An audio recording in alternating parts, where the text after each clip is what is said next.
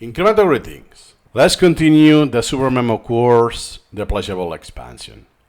Did you know that you can have more than one collection? He doesn't cover that in this video. Yes, you can have multiple collections, but he doesn't screencast Supermemo here. So, let me quickly discuss. I have some, let me show you this.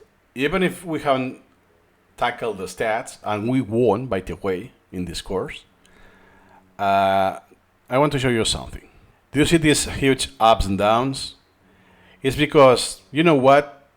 I will merge the collections. I will have everything, that one singles collection, my incremental reading collection, in one single collection. Then I change my mind. You know what? I will split this again.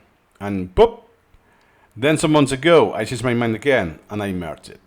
And the reading here is that there's no best option. Depends on you. You can have multiple collections. There are pros and cons of using multiple collections, and I have this on video. So feel free to watch this video. One versus multiple collections for Supermemo, all you need to know. It's about half an hour, I think. It's very in-depth. Yeah, it's very in-depth. But the message in this course is that we will only use one collection only, but feel free to use more if that's what you want, or for your flow that makes sense.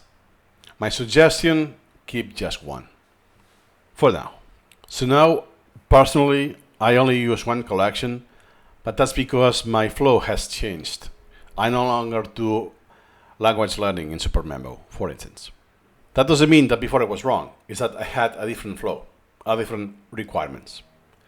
So if you want to dig further, watch the video, and yep, and see you in the next video.